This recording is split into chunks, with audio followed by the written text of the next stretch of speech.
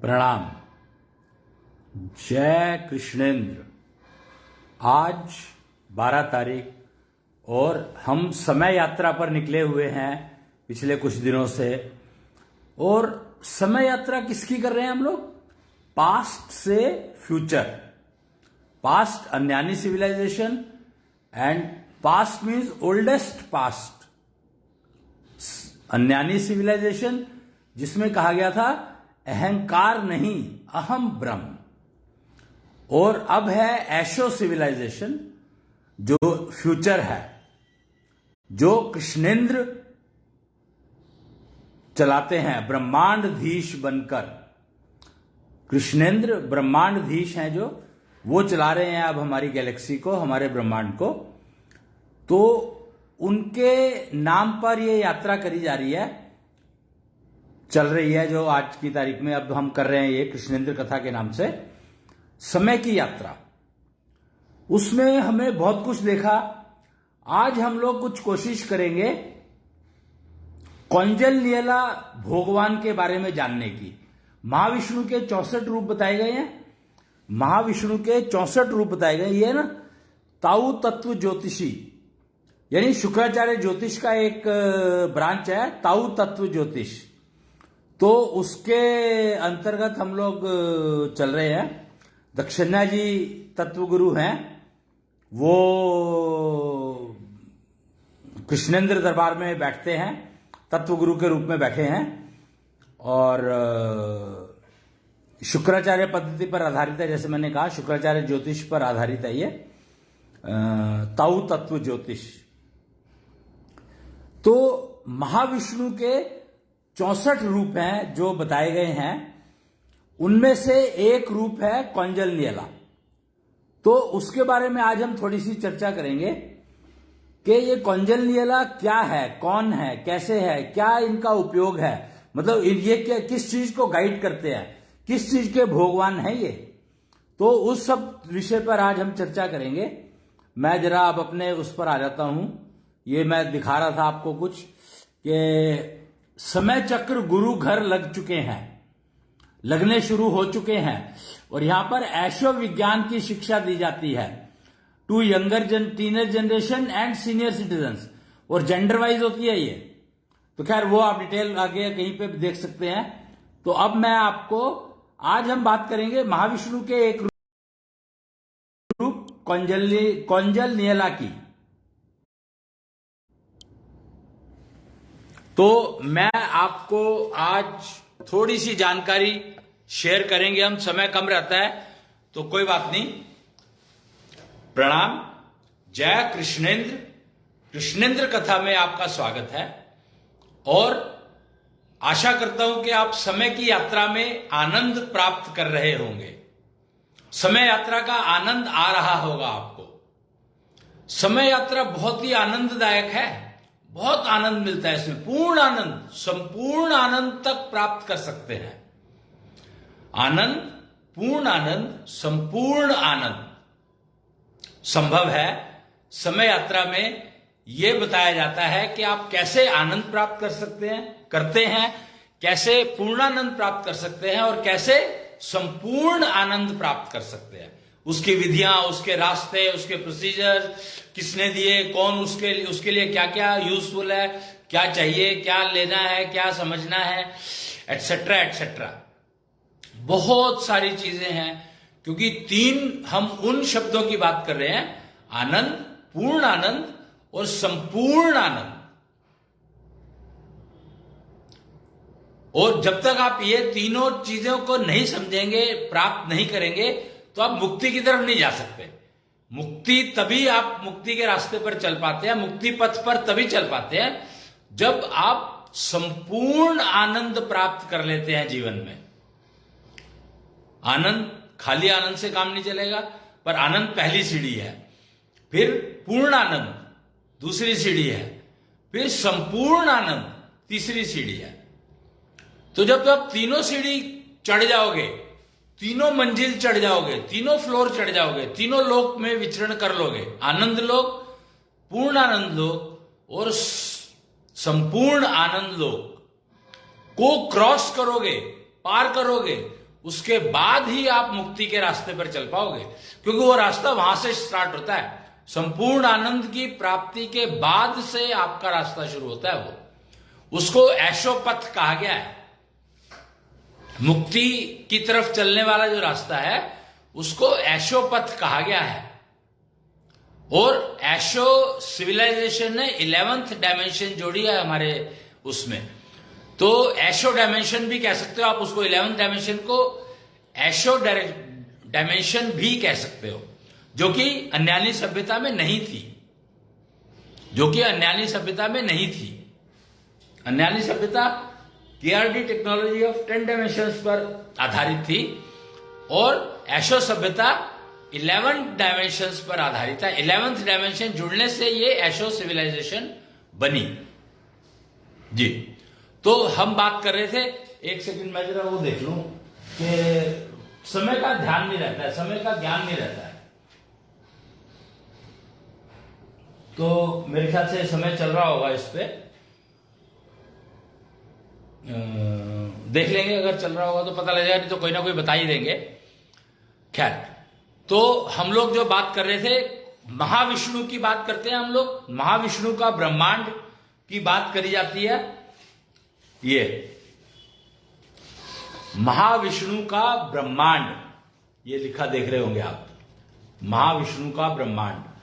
तो इसमें चक्रों की बात की जाती है, 3 चक्र की बात की जाती है।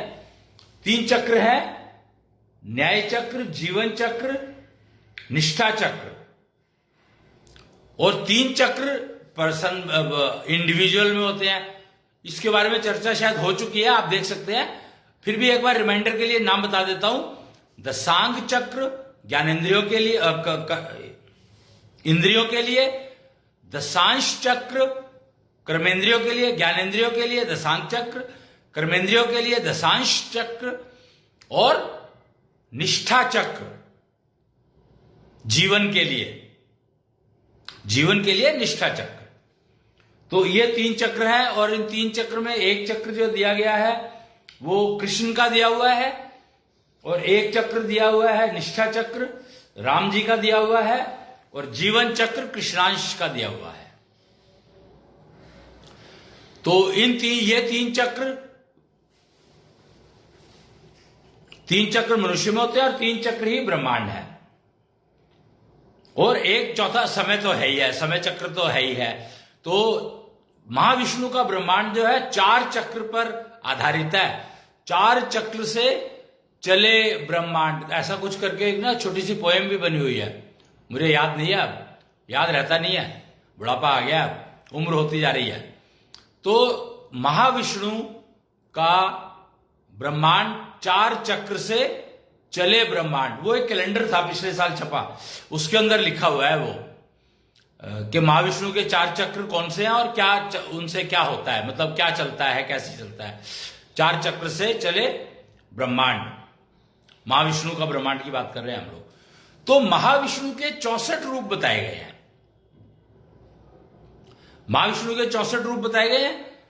64 रूप में जो एक रूप है कौंजल नियला का रूप, कौंजल नियला एक है, शुक्राचार्य का रूप। ऐसे करके बहुत सारे हैं। कृष्णांश एक रूप है, एक रूप कृष्णेंद्र है, एक रूप कुच्छल्यम है, और कुच्छल भैरव हैं। ऐसे करके कुच्छल हनु हैं, कुच्छल गनु हैं, ऐसे करके ना 64 रूप है। वो आप देख सकते हैं, समझ सकते हैं, कहीं भी आपको मिल जाएंगे।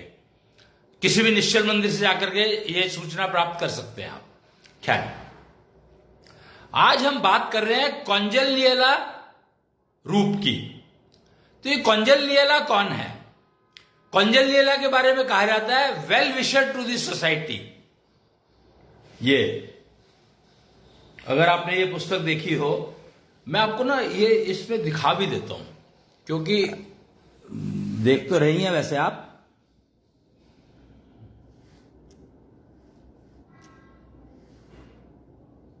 ये जो मैंने कैमरा किया, ये देखिए कौंजल नियला के बारे में क्या लिखा है। मानव जगत का शुभ चिंतक, निश्चल गुरुजी भी कहलाते हैं। अब पता नहीं ये निश्चल गुरुजी किसको कह रहा है। कौंजल लीला तो महाविष्णु का रूप है। ओहो, कौंजल लीला की जो पूजा करते हैं, जो उनका जो वो करते हैं, ध्यान करते हैं, उनको निश्चल गुरुजी कहा गया है।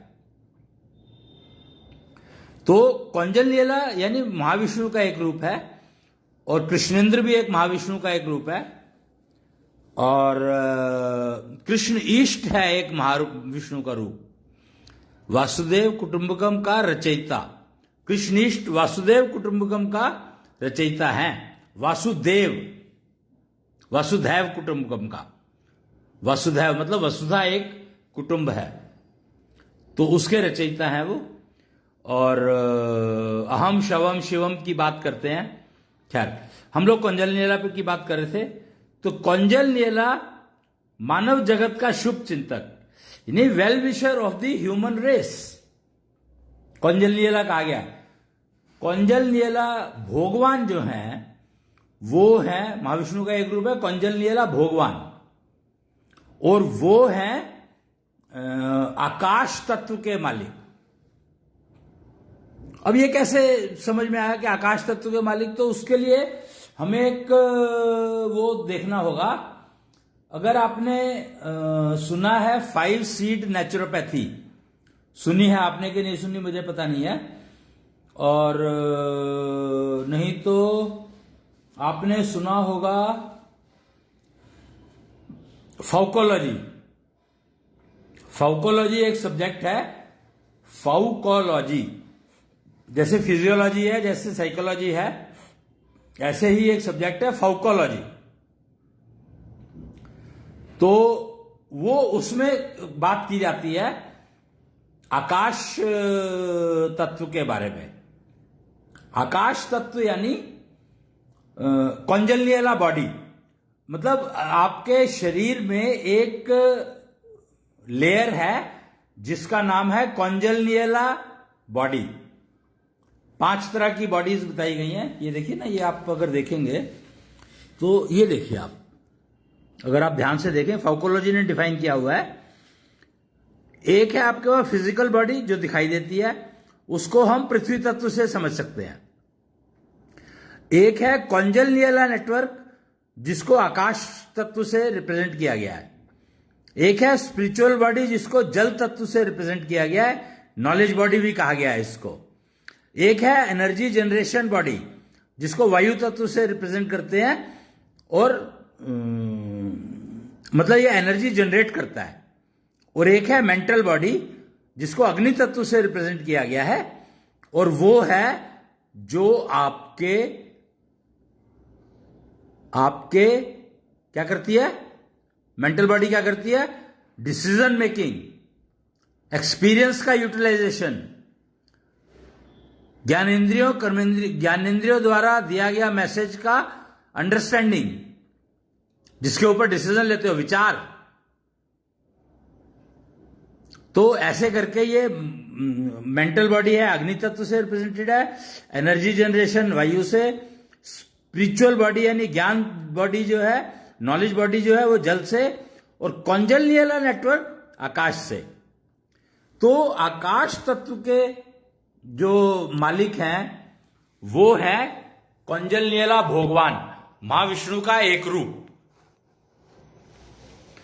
कौंजल लीला बॉडी, उसको कौंजल लीला नेटवर्क कहा गया। देखो बाकी सबको बॉडी कहा गया है, पर कौंजल लीला की जब बात आती है तो उनको नेटवर्क कहा गया है।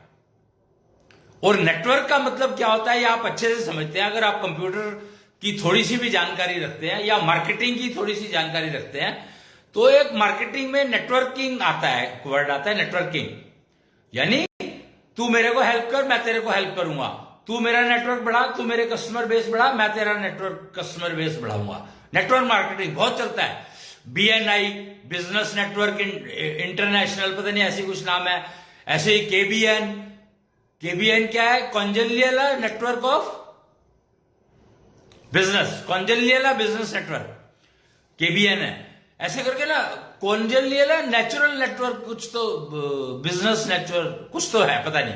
IBN है, BNI है, KBN है, ऐसे करके बहुत सारे नेटवर्क है। IBM भी शायद है कुछ। तो नेटवर्क क्यों कहा गया इनको? नेटवर्क का मतलब है स्प्रेडिंग, फैलाना। और फैलता तो कोई चीज बिना आकाश तत्व के नहीं है। बिना आकाश तत्व के कोई भी चीज फैल नहीं सकती, स्प्रेडिंग नहीं हो सकती, उसकी नहीं हो सकती, संभव ही नहीं है। तो आकाश तत्व को आप समझें और कौंजल्यला भगवान की आपको पूजा करनी पड़ेगी विधिवत।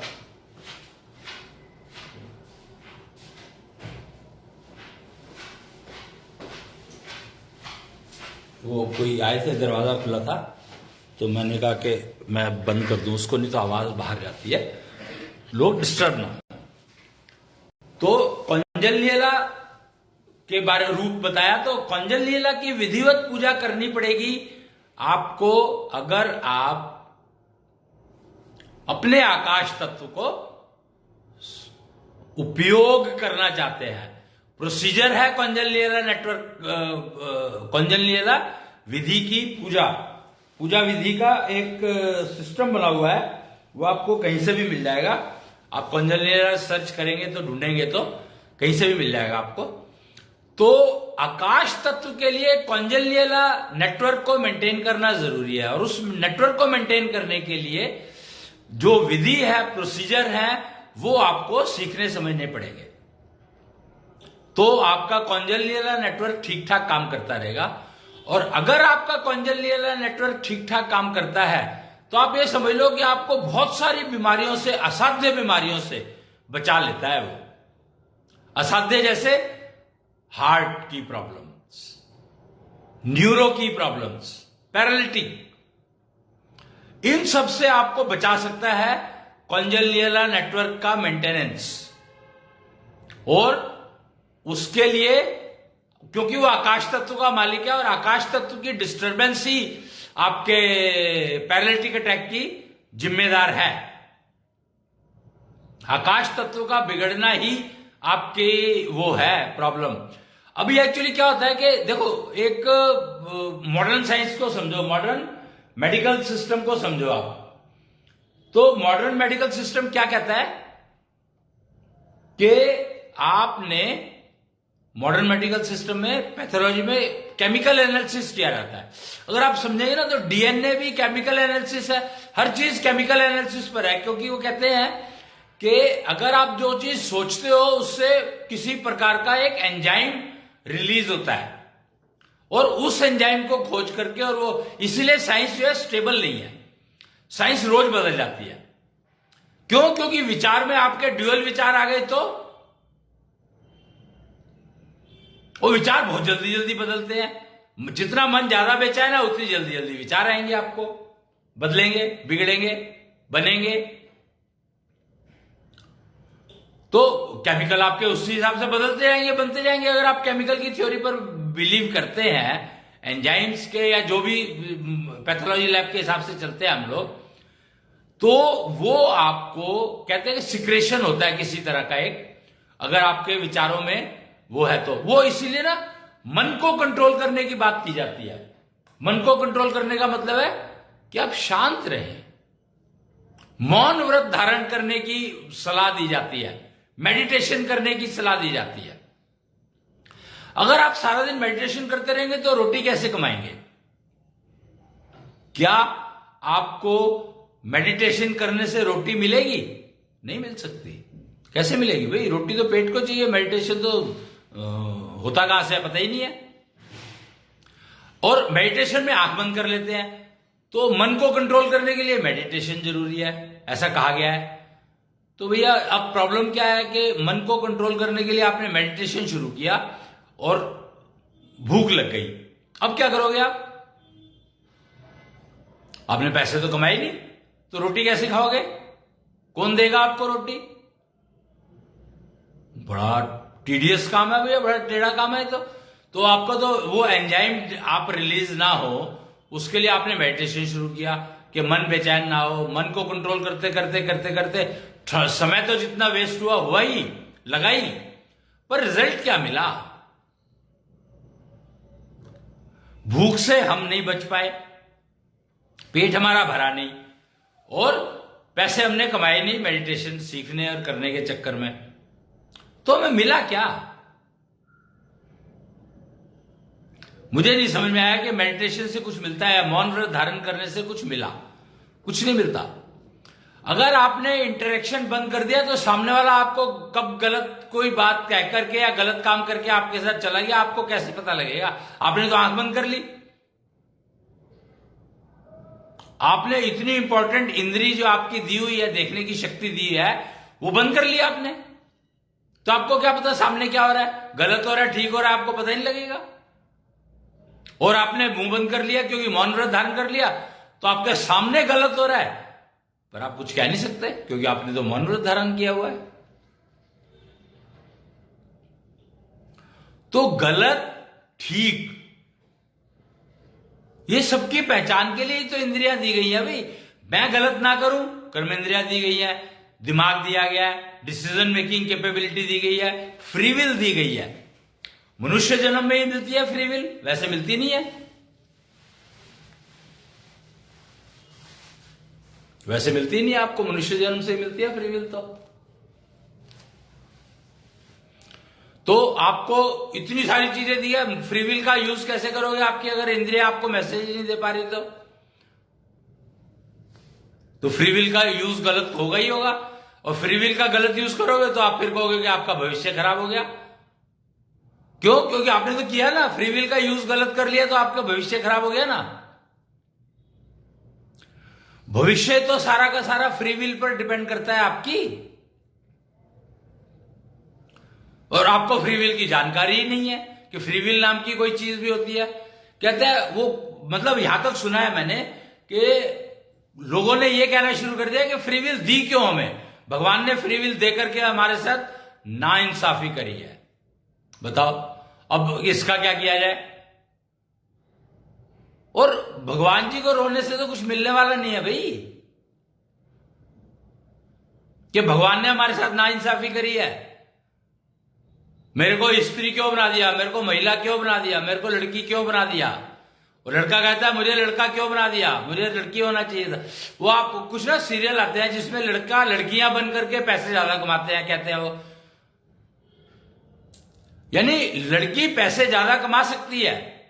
ये प्रूव कर दिया लोगों ने, टीवी सीरियल्स ने प्रूव कर दिया कि लड़की बनकर के पैसा ज्यादा कमाया जा सकता है। कमाया जाता है, जा सकता है क्या?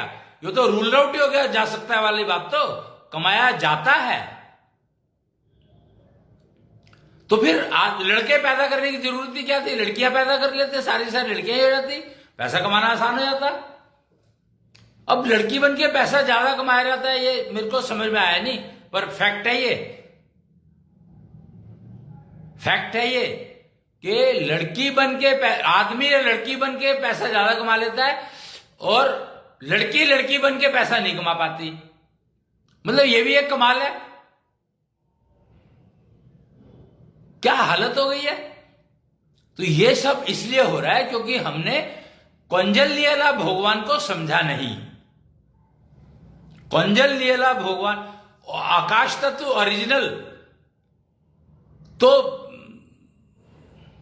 और फैब्रिकेटेड, मतलब एक वैसा आकाश तत्व जो कि है ही नहीं, आकाश तत्व ही नहीं है, पृथ्वी तत्व है, उसको हम आकाश तत्व मान के चल रहे हैं। बताओ कैसे काम चलेगा?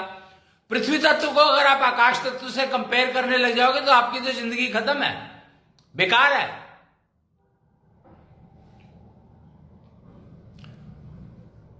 पृथ्वी तत्व, अगर आकाश तत्व को समझना है, यूज करना है, उपयोग करना है, तो पृथ्वी को छोड़ दो। वो वही बात कि मेडिटेशन में मैं भ्रमण के लिए बाहर चला गया। भैया मेडिटेशन तो तू यहां बैठ के कर रहा है, बाहर चला गया मतलब ये क्या हुआ? तो मेडिटेशन से आपकी मेंटल बॉडी डिस्कनेक्ट हो जाती है आपकी फिजिकल बॉडी से।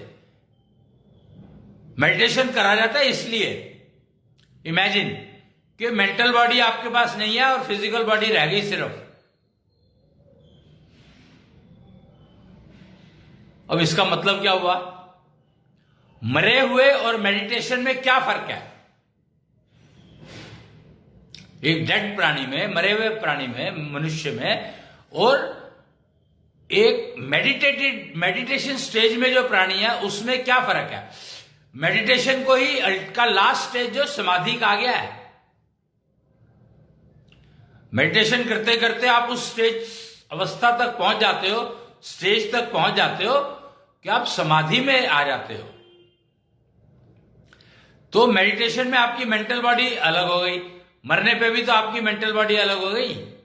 फर्क सिर्फ यह है कि जब आप मेडिटेशन में आए तो अपनी मेंटल बॉडी को वापस बुला सकते हैं, लेकिन मर गए तो मेंटल बॉडी वापस नहीं आ सकती।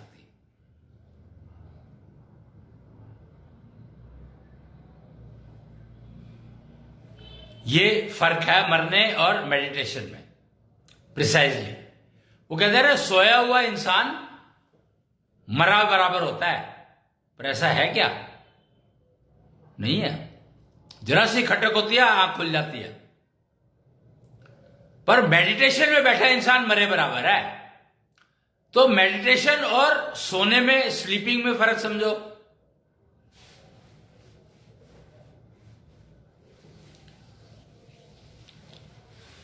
तीन का खेल जीवन में ना आए अनमेल। तीन चक्र प्राणी में, तीन चक्र महाविष्णु का ब्रह्मांड। समय तो सबके साथ आई है, समय यूनिवर्सल है।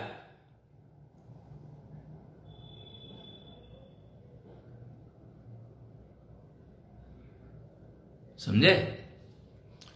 तो ये आप देख लो, कौंजल्यला जो है भगवान, कौंजल्यला भगवान जो है वो आपके इसके लिए है, क्या कहते हैं इसको, आकाश तत्व को मेंटेन करने के लिए, कौंजल्यला नेटवर्क को मेंटेन करने के लिए।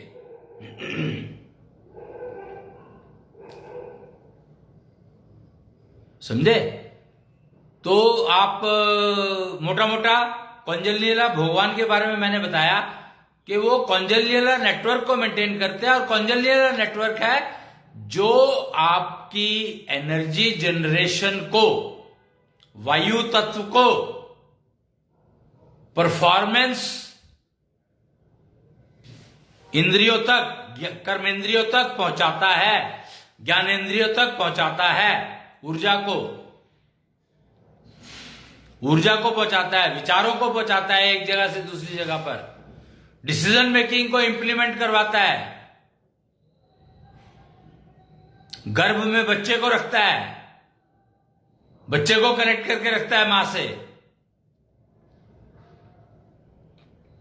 और आकाश तत्व ही है जो आपको आनंद देता है। बिना आकाश तत्व के आनंद प्राप्त नहीं हो सकता।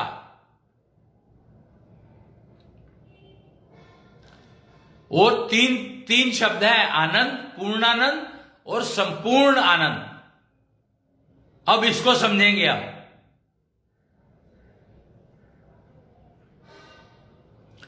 अगर आप गर्भकाल और बाल्यकाल, गर्भकाल में आपको आनंद नहीं मिलता।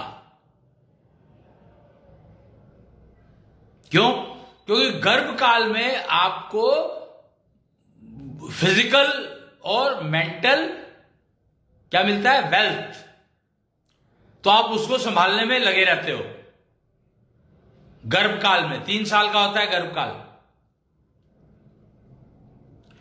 9 महीने पेट में और बाकी बाहर। तो उसमें आपको आनंद नहीं मिलता है, उसमें दूसरों को आनंद मिलता है आपकी वजह से। फर्क है ये। आपको आनंद नहीं मिलेगा, दूसरों को आनंद मिलेगा आपकी वजह से।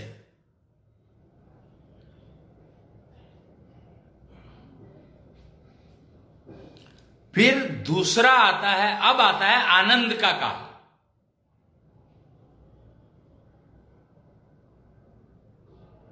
आनंद को प्राप्त करने का काल, बाल्यकाल। कृष्ण को देखो आप, बाल्यकाल में क्या मस्ती थी, को मतलब गोपियों के साथ सारा दिन मक्खन खाना, खेलना कूदना, और क्या क्या करना क्या नहीं करना, आनंद।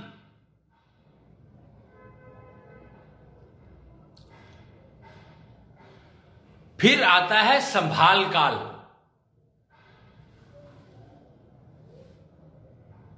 संभाल काल में जो आनंद काल में सीखा उसको पूर्णानंद में बदलना।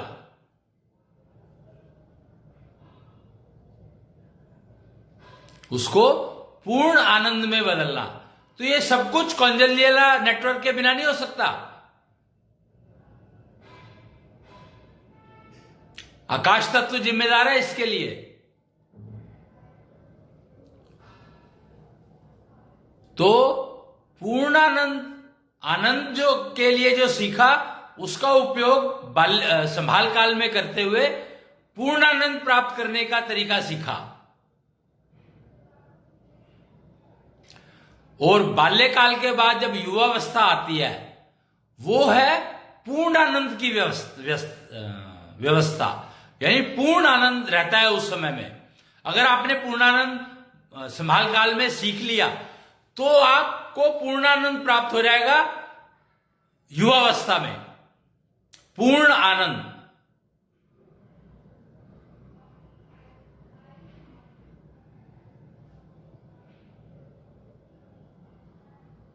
और आपको संपूर्ण आनंद सीखना है। संपूर्ण आनंद की प्राप्ति कैसे होगी वो सीखना है उस काल में, युवा काल में। और विवाह काल जो है वो है संपूर्ण आनंद।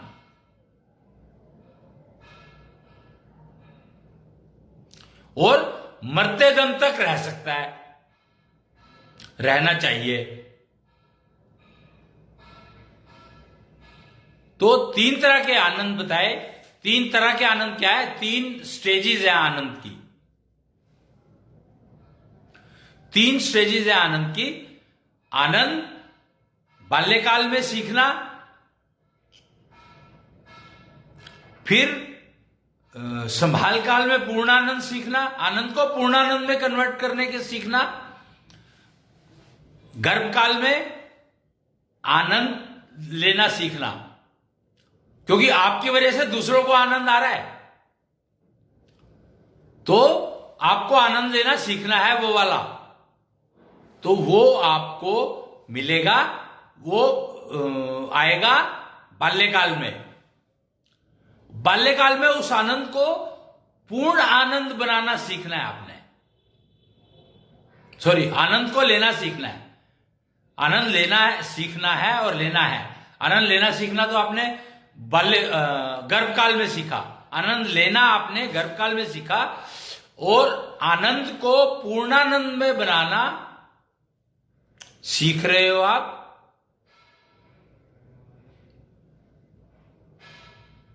फिर पूर्णानंद को संपूर्ण आनंद में बनाना युवावस्था में।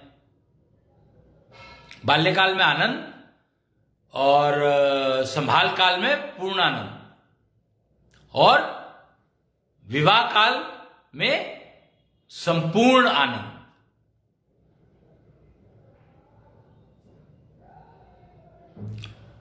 आपको ये प्राप्त करने हैं।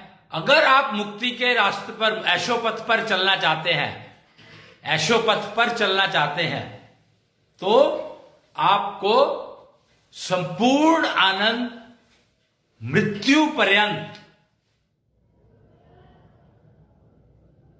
रखना होगा, उसमें रहना होगा। संपूर्ण आनंद में अगर आप रहने लग गए तो आप ये समझ लो कि ऐशोपथ पर चलने के लिए रेडी हो गए, तैयार हो गए। और संपूर्ण आनंद का पता कब चलता है? जब आप ग्रैंड पेरेंट्स बनते हैं।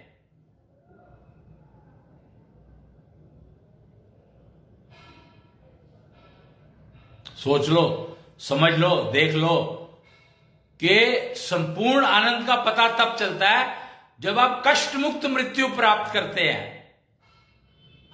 जीवन, पूरा जीवन उपरांत, जीवन के बाद मृत्यु पर जा रहे हैं, तो उस समय आप कभी किसी के ऊपर बोझ नहीं बने, संपूर्ण आनंद में रहते हो, तो इसका मतलब आप कभी किसी के ऊपर बोझ नहीं बने। और मृत्यु जब आपकी आती है, जब आप शरीर छोड़ते हैं, तो उस समय आप आनंदित रहते हैं, संपूर्ण आनंदित रहते हैं।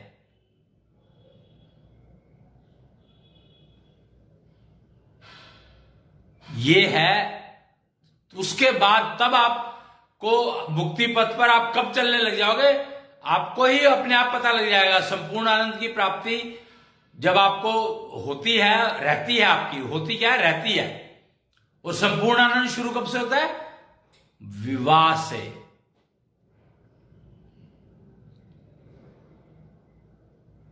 और संपूर्ण लिव 16 लुक 16,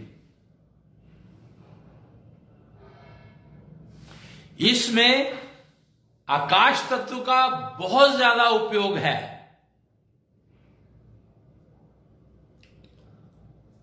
और कौंजल्यला भगवान ही इसके मालिक हैं, आकाश तत्व के। तो उनकी विधिवत पूजा आपको करनी ही होगी अगर आप चाहते हैं कि आनंद आपको प्राप्त हो जाए। कम से कम आनंद तो प्राप्त हो जाए।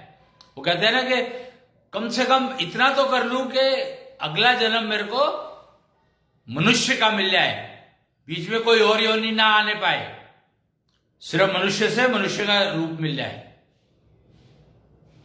अगर मैं ये चाहता हूं तो आपके पास यही करना होगा, इसके अलावा कोई रास्ता है नहीं। अब आपके शरीर में आकाश तत्व का थोड़ा सा, मैं अगर आप ठीक समझो, एक पोएम है दी हुई, कबीर जी ने भी इसके ऊपर बहुत कुछ कहा है, तो वो मैं आपको पढ़ के सुनाता हूं। एक बार कोई बताएंगे कि टाइम कितना हो गया मेरे को? अगर आप कोई देख रहे हो तो कोई सुन रहे हो तो मुझे कितना समय हो गया है इसको चलते हुए, ये बता सकते हैं क्या कोई? क्या 45-50 मिनट हो गए क्या? अभी तो नहीं हुए होंगे मेरे ख्याल से।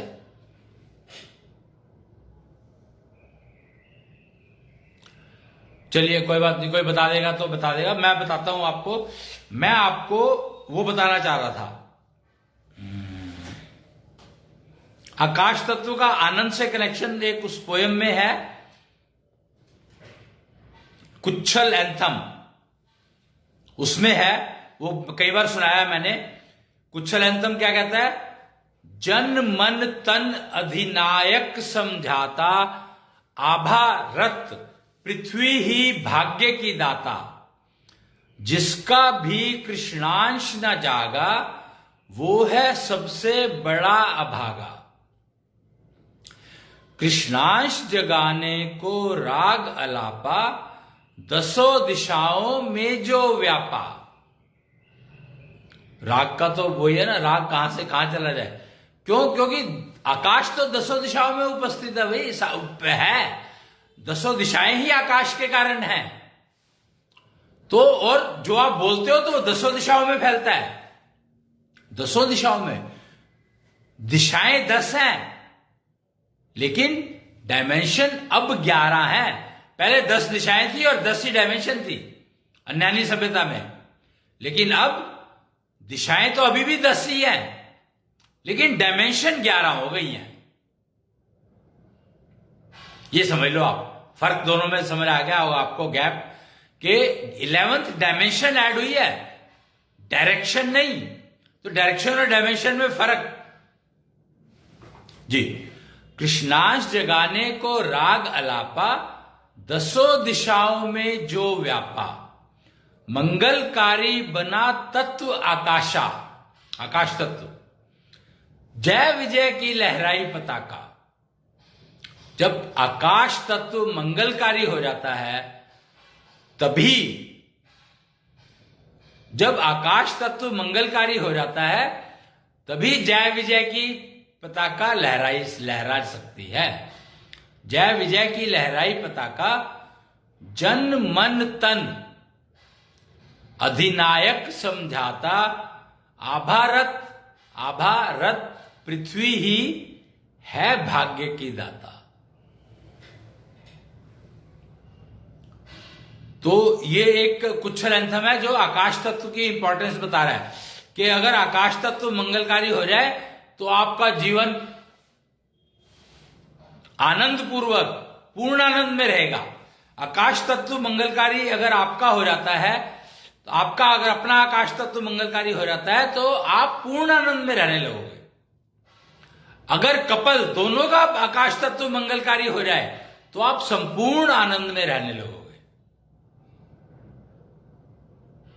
ये बेसिक फर्क है दोनों में, आनंद, पूर्णानंद, संपूर्ण आनंद। कि अगर आपका आकाश तत्व मंगलकारी है तो आप पूर्णानंद में आ गए।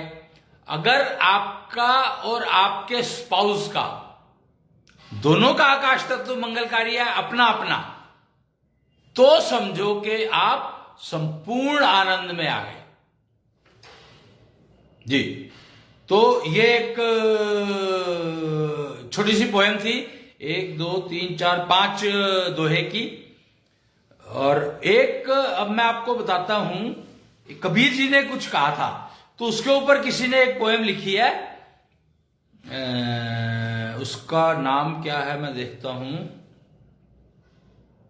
प्रधान, प्रधान मतलब कौंजलनियला। बहुत ही इंटरेस्टिंग वो है ये।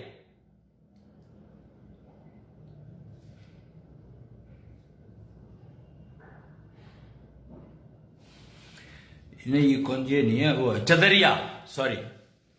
प्रधान वाला पोएम जो है वो बाद में बताऊंगा। चदरिया, कबीर जी से लिंक जो है मैं उसकी बात कर रहा था। उनको देख करके, उनको समझ करके, कबीर के कहे को समझ करके एक ये पोएम बनाई गई है चदरिया के नाम से। मैं आपको वो पोएम दिखाऊंगा भी और बोलकर भी सुनाऊंगा, आप देख सकते। चदरिया, ये वही पुस्तक है षोडशी जिसमें 16 ज्ञानिताओं का संग्रह है। और ये आकाश तत्व का ही फर्क है कि कन्या एक कविता है और व्याता एक ज्ञानिता है। तो ये आकाश तत्व का मतलब पूर्णानंद में है। जब तक कन्या पूर्णानंद में ना आ जाए तब तक उसका बयान नहीं करना चाहिए। तो ऐशो कन्या का उपाधि दी गई है, भगवान कन्या कहते हैं उसको। तो वो कौंजलनियला भगवान ही है। खैर, चदरिया, मैं वो ले लूं क्या, चश्मा ले तो मैं, शायद मेरे को जरूरत पड़ेगी। वैसे तो पढ़ा जा रहा है आराम से, लेकिन फिर भी मैं ये पहन लेता हूं चश्मा। चदरिया, झीनी कैसे बीनी चदरिया, झीनी कैसे बीनी चदरिया। वो कहते हैं कि चदरिया जो है ना, वो ज्यों की त्यों रख दीनी चदरिया। वो कुछ तो कबीर जी का कहा हुआ है। कैसे बीनी, किसी ने पूछा कि कबीर जी से कि कैसे बीनी झीनी चदरिया, तो उसके ऊपर कबीर जी ने कुछ शब्द कहे हैं। तो वो मेरे को याद नहीं है, वो आप कबीर जी के, गुरु नानक जी के उस ग्रंथ, गुरु ग्रंथ साहब में भी शायद दिया हो उसके बारे में कुछ, तो वहां देख सकते हैं। नहीं तो कबीर जी की कोई पुस्तक है जो उसमें देख सकते हैं आप।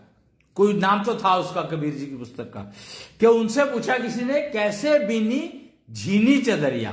तो चदरिया है क्या?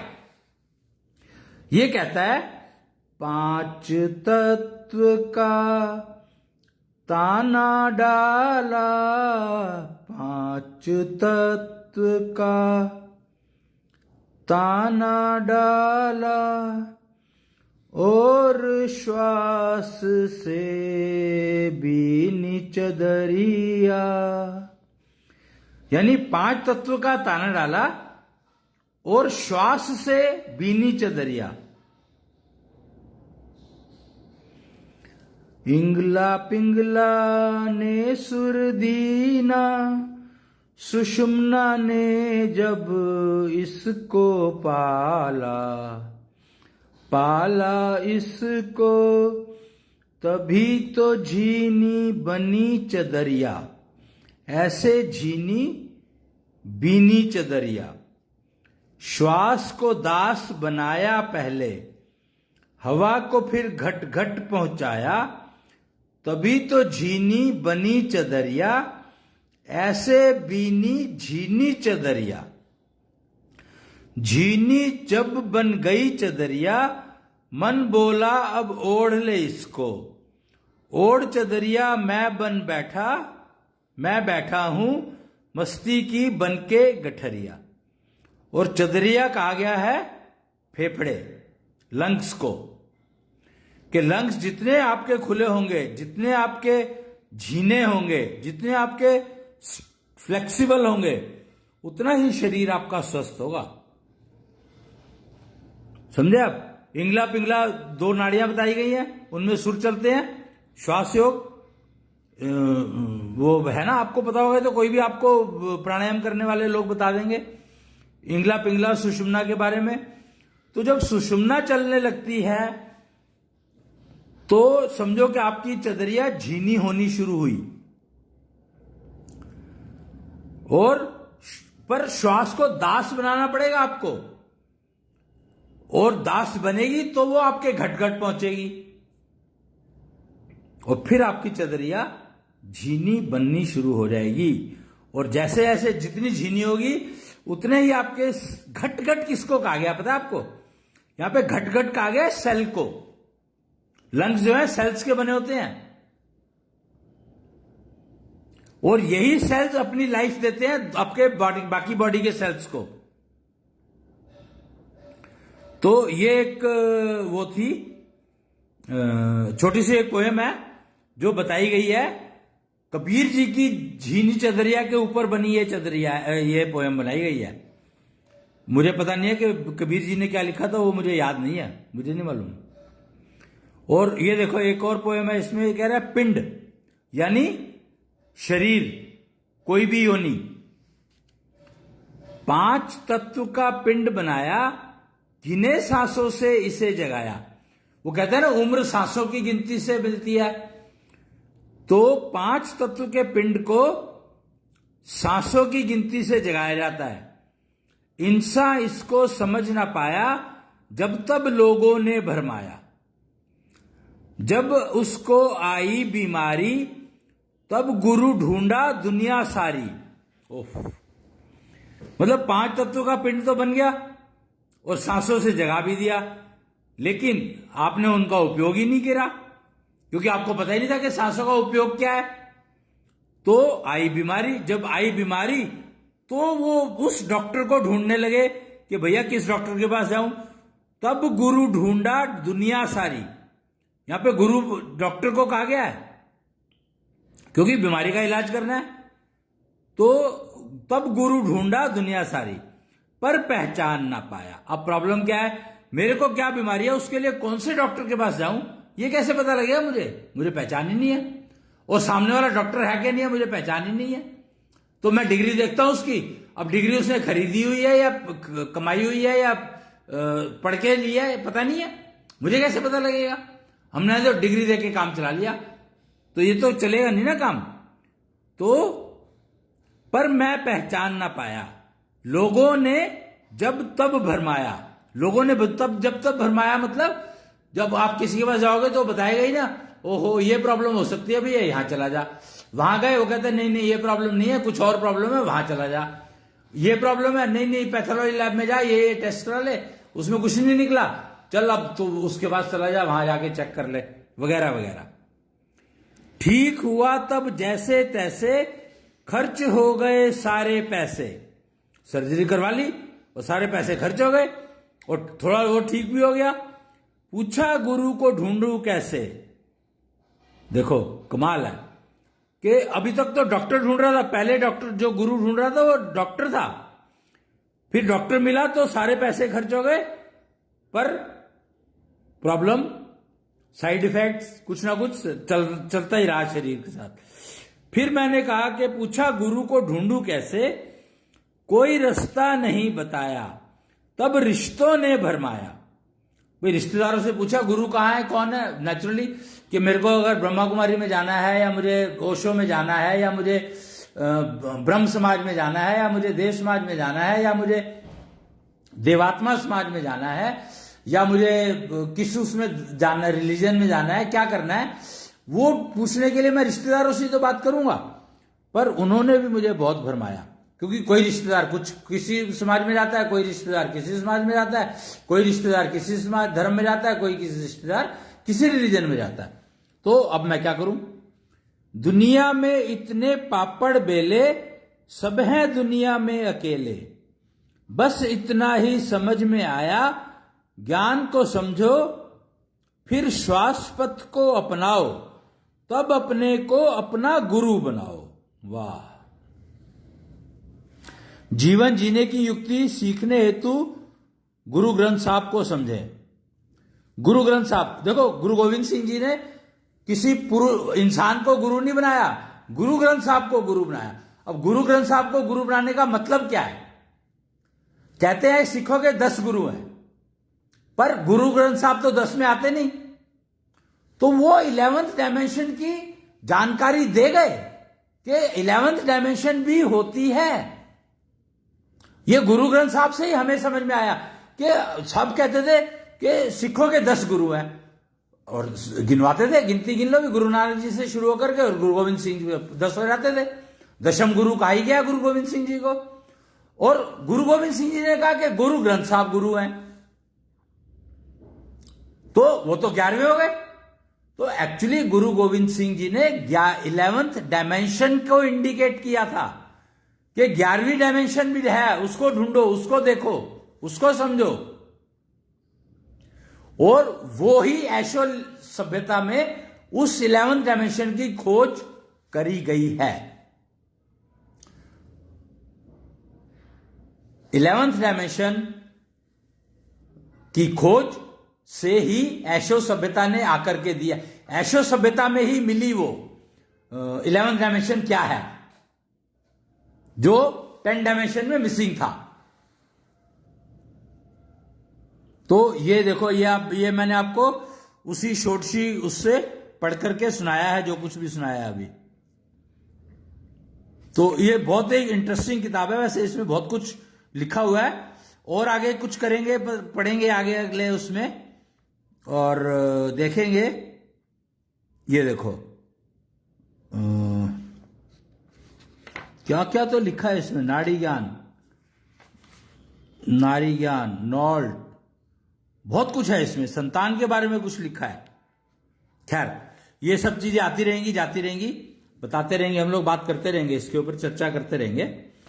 और मैंने आज आपको मोटा मोटा कौंजल लीला,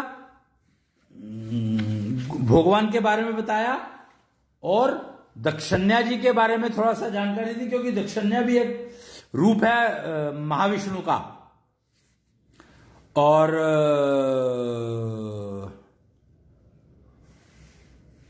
ये क्या दे रखा है पता नहीं। खैर, मन्यासी बनने का, हाँ, एक्चुअली मैं ये पेपर जो निकाला मैंने, मेरे को ढूंढा, कल मिला मेरे को बाय चांस, तो ये बताता है मन्यासी बनने का रास्ता। मन्यासी कौन? जो पूर्ण आनंद में रहना जानता हो। आनंद की बात करी गई है, कौंजल लीला की बात कर रहे हैं हम लोग। तो मन्यासी बनने की जो विधि है, जो प्रोसीजर है, जो सिस्टम है, उसमें कौंजल लीला की इंपॉर्टेंस है, क्योंकि आकाश तत्व के बिना मन्यासी नहीं बन सकते। और पूर्ण आनंद, मन्यासी तभी आप कहलाओगे जब आप पूर्ण आनंद में रहने लग जाओगे। मन्यासी का मन्यासी से विवाह होना चाहिए, तो संपूर्ण आनंद मिलेगा।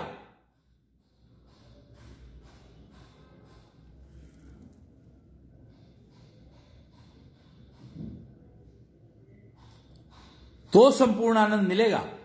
शुक्राचार्य भी एक वो महाविष्णु का ही एक रूप है, जो शुक्र के मालिक हैं, तो उसके बारे में बाद में चर्चा होगी। अभी तो हम लोग कौंजल लीला के बारे में ही चर्चा कर रहे हैं।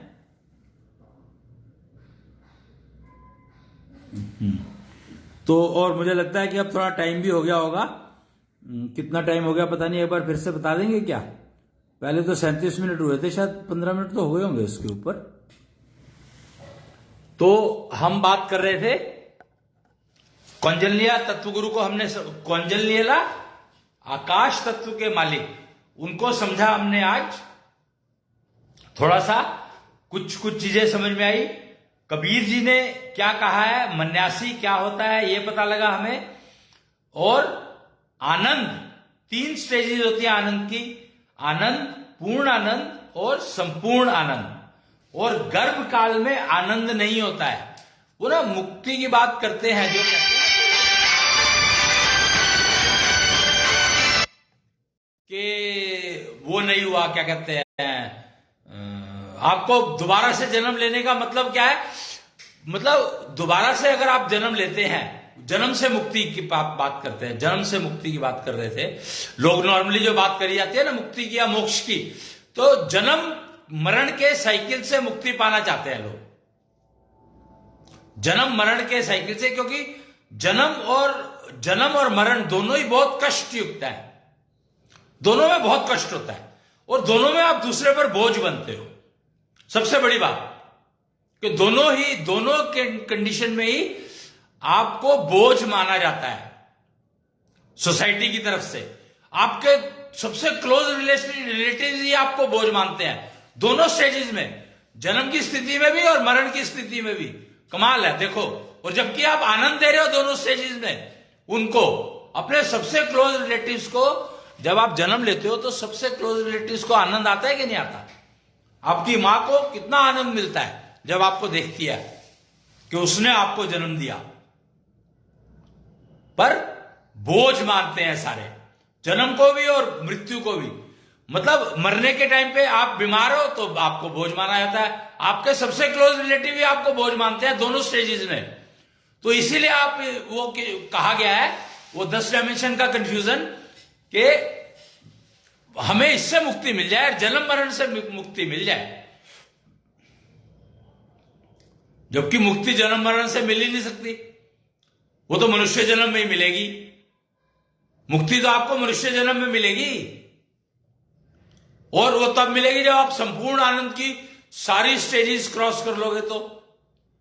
और संपूर्ण आनंद की स्टेजेस जो है, लास्ट स्टेज होती है ग्रैंड पेरेंट्स,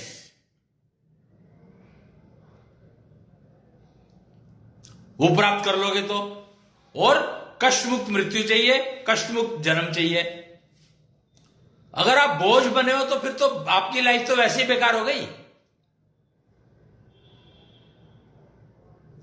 तो 11th डायमेंशन जो जोड़ी गई है, एशो सिविलाइजेशन ने दी है, एशो सिविलाइजेशन ने जो 11th डायमेंशन दी है, वो है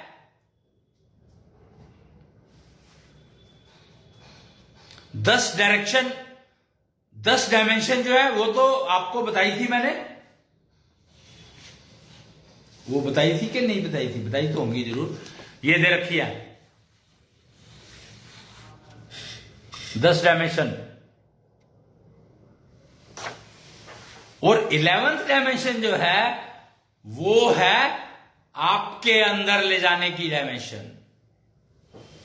मन्यासी बनो डायमेंशन जो आपको मन्यासी बनाती है, डायमेंशन जो आपको कौंजल्यला का आभास करवाती है, कौंजल्यला भगवान का आभास करवाती है। वो डायमेंशन जो आपको आकाश तत्व का उपयोग करना सिखाती है, वो डायमेंशन जो आपको पूर्ण आनंद में और संपूर्ण आनंद और पूर्ण आनंद और संपूर्ण आनंद का ज्ञान करवाती है। आपको तीनों तरह के आनंदों की स्टेजेस का भोग करवाती है।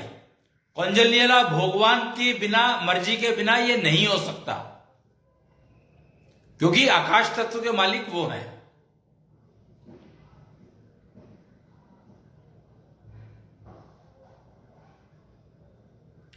और उनका प्रतीक आया नहीं है अभी। कौंजल्यला भगवान का प्रतीक अब आएगा, 14 तारीख, शायद परसों आएगा। कल शाम को आ सकता है या परसों, कल 6 बजे के बाद जयपुर से। कुछ तो हुआ है पीछे, जयपुर से कोई आई थी कन्या, वो कुछ तो करके गई है। जयपुर से आया है। इसका ये सारी जानकारी जयपुर से, प्रतीक के बारे में जानकारी जयपुर से आई है। अभी पूरा हुआ नहीं है, कल शाम तक उम्मीद है कि हो जाएगा।